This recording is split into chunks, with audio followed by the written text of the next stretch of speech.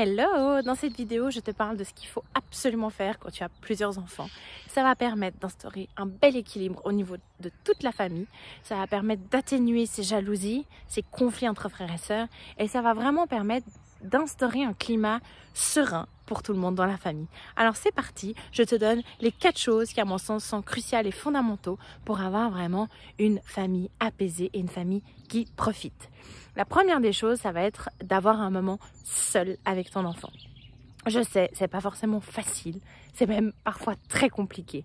Mais quand je te parle de moments, ce n'est pas un week-end tout entier à amener ton enfant au jeu, pas du tout. Ça peut être simplement un petit déjeuner en tête-à-tête le week-end, de se dire, nous aujourd'hui, on va déjeuner ensemble en boulangerie pendant que le coparent s'occupe des autres enfants. Ça peut être une fois exceptionnellement d'aller chercher un enfant plutôt à la crèche ou à l'accueil, à l'école pour dire, on va... voilà, faire le goûter ensemble, passer un moment ensemble. Ça peut être une sortie cinéma à deux le week-end, ça peut être une petite virée shopping, ça peut être aussi pendant les vacances, de se dire on est tous là à la maison ensemble, on n'a pas besoin de faire toutes les activités tous ensemble tout le temps. On peut tout d'un coup s'évader une heure, aller faire du shopping, aller manger une glace. Voilà, faites quelque chose que vous aimez, vous et votre enfant, et vraiment créer le lien. Je sais, c'est pas facile, mais vraiment de proposer un moment à deux à votre enfant, c'est vraiment magique. Il y a tout qui redescend, la pression, la rivalité entre frères et sœurs, l'attention que maman a, mais en fait elle est là que pour nous. Du coup ça permet vraiment d'avoir des belles conversations, de profiter d'observer son enfant, de créer des jolis souvenirs. Donc vraiment n'hésitez pas dès que vous le pouvez de passer un moment seul avec votre enfant. Il n'y a pas besoin de le faire chaque semaine, mais je dirais voilà, le plus, le mieux. Des fois, ce sera peut-être une fois par mois. Puis tout d'un coup, on se fait avoir par le quotidien. Puis pendant 4 mois, on n'aura pas pris un moment avec notre enfant. Et c'est pas la fin du monde. Mais quand vous voyez que votre enfant commence à de nouveau tester les règles, être un petit peu, voilà, avoir un comportement un peu pas top avec ses frères et sœurs, être un peu dans le test avec vous, proposez-lui un moment seul pour reconnecter, faire baisser un peu cette rivalité, cette pression. Et vraiment d'être juste là, pour votre enfant, accessible, atteignable à 1000%. La deuxième chose, ça va être de mettre en valeur, valoriser vraiment la capacité de chacun et l'unicité de chacun. Parce que quand vous avez plusieurs enfants, il n'y en a pas un qui ressemble comme de gouttes d'eau à l'autre. Ils sont tous différents avec leur...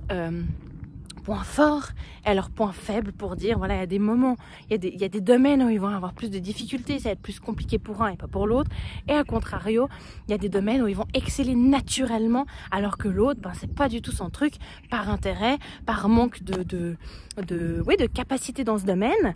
Et puis vraiment c'est ce qui fait l'unicité de chacun.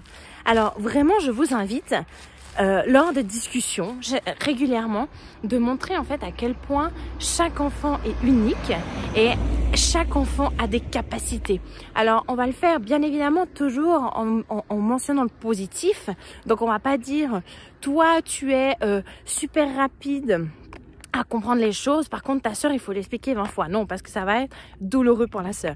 Donc ça va vraiment être que dans le positif, de montrer par exemple un enfant que je sais pas, qui a le sens de pouvoir reproduire un dessin et de se dire mais waouh, quand même c'est pas donné à tout le monde, ou par rapport à son âge, peu importe, de dire mais je vois vraiment que tu as cette belle capacité de reproduire les choses et tout, ça demande beaucoup de concentration, c'est génial. Bref, avec vos mots, peu importe, ça n'a pas besoin d'être parfait, mais vraiment au quotidien, essayez toujours de relater que chaque enfant est unique et que chaque enfant fait des choses incroyables à leur âge, à leur niveau, avec leur capacité. Et c'est tout ce qui compte, de se positionner, de voir que le positif dans ce cas-là. Et vous verrez aussi que ça va permettre de baisser de nouveau cette rivalité de frères et sœurs où souvent ils vont dire oui mais moi je fais mieux, oui mais lui fait moins bien, oui mais moi je fais plus rapide, oui mais il y a toujours vraiment cette comparaison. Et en fait de dire qu'on n'a pas besoin de se comparer, que chacun est unique, chacun a ses forces, et c'est juste ce qu'il faut voir et apprécier. Et c'est ok, et vous pouvez même faire le parallèle aussi entre papa et maman. Souvent, on est très complémentaires. Un fait quelque chose et l'autre pas par manque d'envie ou par flemmardise, mais c'est juste qu'un a peut-être des capacités ou de la facilité avec ça, peut-être parce que c'est son métier, ou peut-être que parce que quand il était petit, il l'a fait et que ça coule de source de continuer. Et voilà, de dire aussi, regarde, papa et moi, on est complémentaires pour ça, et de vraiment de relater le positif pour élever tout le monde.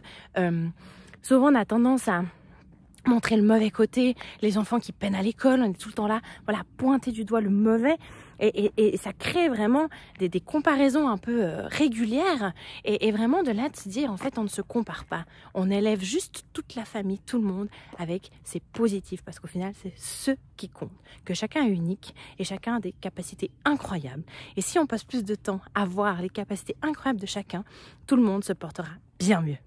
La troisième chose que je vous propose de faire, c'est encourager les enfants à s'entraider. Ça permet de nouveau de faire baisser la charge conflictuelle entre les enfants.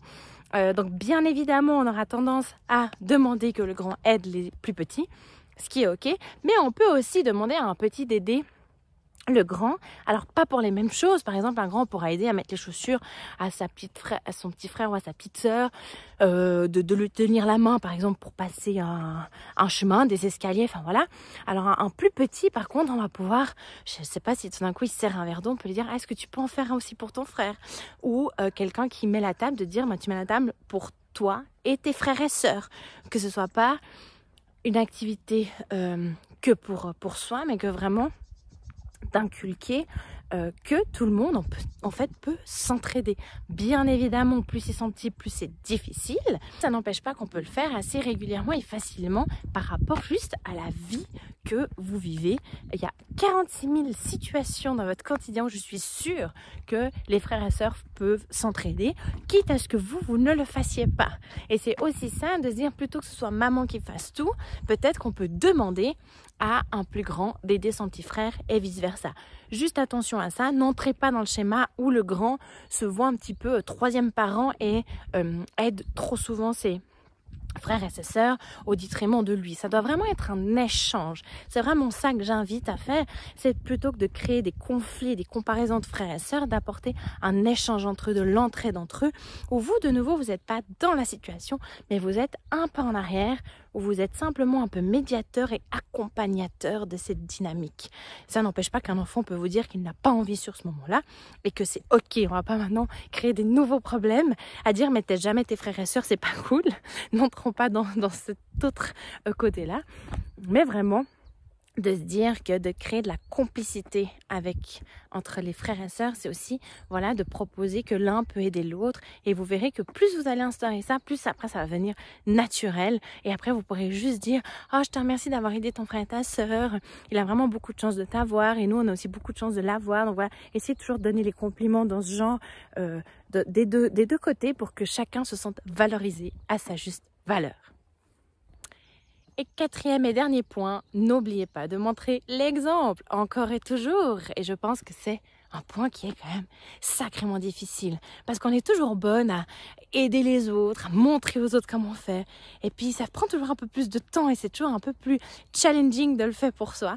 Donc voilà, je vous invite vraiment à montrer l'exemple, à valoriser votre conjoint, valoriser les enfants. Même quand papa vous énerve et puis il fait un truc où tout à l'envers de ce que vous voulez. Voilà, n'oubliez pas que les mots que vous utilisez à son égard quand les enfants sont là, c'est super important.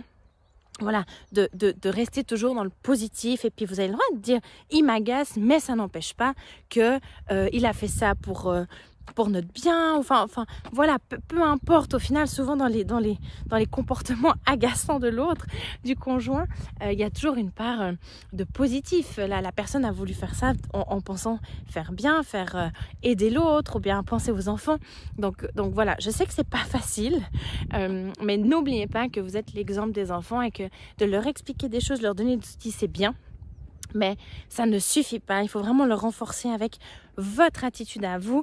Et de nouveau, elle n'a pas besoin d'être parfaite à longueur de journée, mais simplement revenez dessus. Si tout d'un coup, vous voyez que bon, c'était pas top et vous êtes clairement fait par vos émotions, ok, on en reparle vite fait une fois au souper quand on est tous ensemble. Voilà, je voulais m'excuser parce que l'autre fois, mes mots ont dépassé ma pensée. J'étais un peu excessive. Et là, avec le recul, je me rends compte que papa a fait ça parce que, et je lui en remercie. Et ça s'arrête là et c'est 2 minutes et les enfants vont de nouveau pouvoir apprendre comment réparer dès lors où ils n'ont pas, eux, réussi à bien gérer une situation. Alors voilà pour vous 4 points qui me semblent vraiment fondamentaux pour avoir une belle vie de famille sereine, où les frères et sœurs arrêtent de se tirer dans les pattes, se chamailler, se comparer et qu'il y ait vraiment cette